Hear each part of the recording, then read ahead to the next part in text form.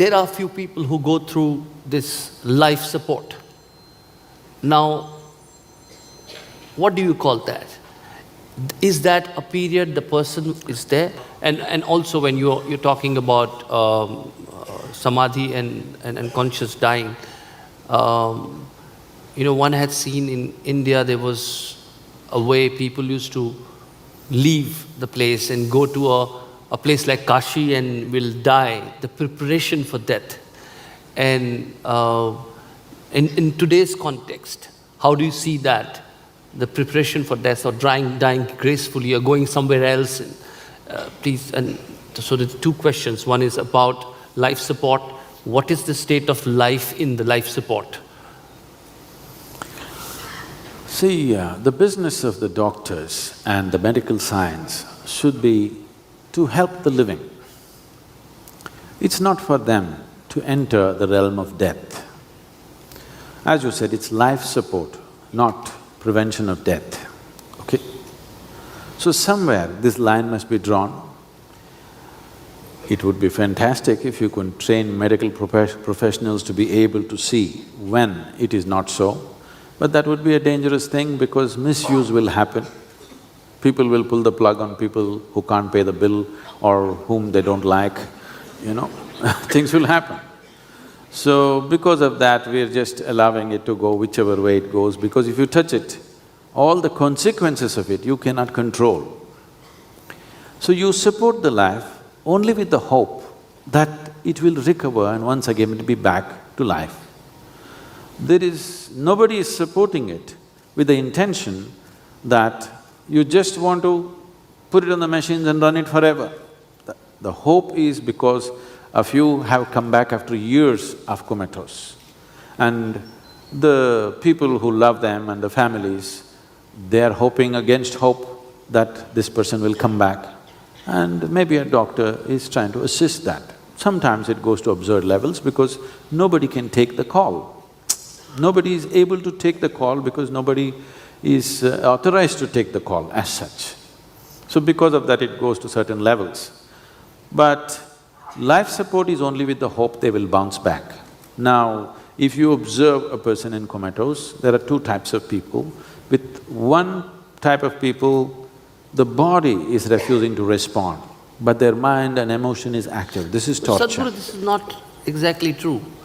Sometimes the family, the people, the doctors together, all of them somehow almost sure, and I've seen such situations, that the person is not going to come back.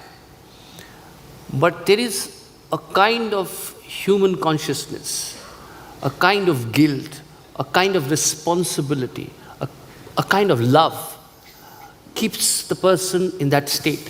What I wanted you to, throw light on is what is the state of this life at that point? With this, because the life is not manifesting itself through this body. And neither it has taken, if you talk about rebirth or reincarnation on another life, it has not done that. So what is the state of this life? Above all these things that you mentioned, there is a law. If you pull the plug, there is a law for that. And that's what I was coming to. There are two conditions in this. In one condition, the body has become inert, that you're not able to get the body going. But the one who is within, the mind is active, emotion is active, all perceptions are there. This is torture because the body is refusing to move.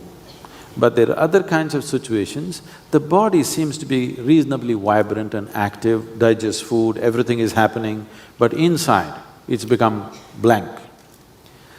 If inside has become blank, if you wait for 5 cycles of 21 days, then for sure life is gone. But body can be still kept alive because of various medical processes, you're keeping it going. Body may not dwindle because body is still strong. Without a life, you're just keeping a body alive. This is like an empty shell, but shell is kept alive. This is not a good thing to do. But if the person inside is alive, but the body is gone blank, Now, it's a very difficult decision for anybody to take. And for all you know, many times, all the things that you're talking, whether to pull the plug, not to pull the plug, all this the person understands. It's a very bad situation. It shouldn't happen to anybody, but when it happens, how to deal with it, there's no particular way because it's individual sensitivities. Just because the body cannot get up and the person understands everything, feels everything, you can't cut him up. Pulling the plug is as good as cutting him up, you know. So this is a hard decision to take, there's no particular way to do it. But if only the body is vibrant, but inside has gone totally blank, 5 cycles of 21 days you can wait. After that, very comfortably you can pull the plug for 100%, it's gone. And Sadhguru, then what is your take on euthanasia, or where do you… Because here I'm also going to come to the will, how much of will this life has and how much is it left to others.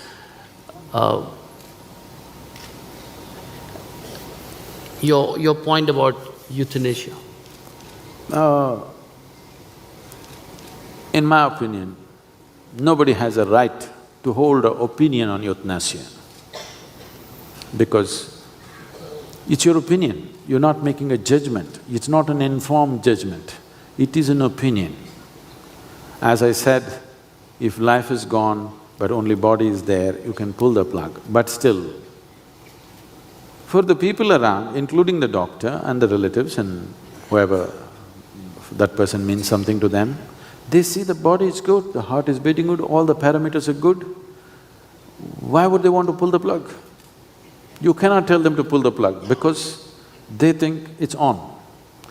So, I don't think… So, if it's left with an individual, then if he wants to willingly give up life…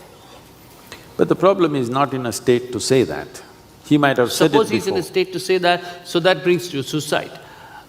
So do you think he has the will and the right to exercise that?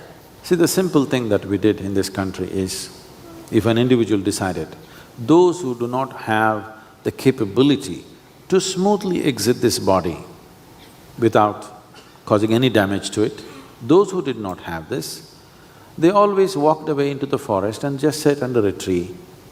After some time, without eating, they would just go. This is a normal vanaprastha. You heard in Mahabharata all this Kunti, all the Dhritarashtra and even the Doordarshan guy, Sanjaya, all these people went into the forest to live on dry leaf and this and that for some time and slowly dwindle the body and exit. The body begins to understand. All the creatures, most creatures do this. You must see how a cobra dies. It's unfortunate that no documentation about these things have been done. If a cobra realizes it's time to die, it will go up to some place where it will not be eaten by predators and things. Usually it'll climb up a tree and sit on one branch, and it just sits on the branch and that's it. In about 20 to 25 days, it will die. Because a cobra can easily exist, its normal meal itself is spaced out somewhere between 11 to 15 days. Because of that, beyond 20, 25 days, 30 days, it will die, so it will simply sit without eating and slowly dry up just like that. Even a creature, a crawling creature like that has this much awareness. This would be the best way to do. But even if I talk about it today, the so-called modern society which eats 5 meals a day, they will be terribly upset and they won't let me into America because they eat 12 meals a day. Everybody's recommending this. So, this has been the normal process. If you are not a yogi, if you do not know how to exit, you come to a place, you sit quietly by yourself. If your relatives are around, they won't let you do that, they will stuff food into you, you know, because our idea of love is to stuff the people with as much as we can. So, They won't let you do those things. That's why people went to some place, sat in a place where the energies are good, because being in a positive, live energy space is important, because to be without food becomes very effortless if the outside energy is conducive and supportive. If the outside energy is little depressive, you will see you will need lot more food and the compulsions of food are strong within you. So this is a way, but you can't suggest that to modern life, they will,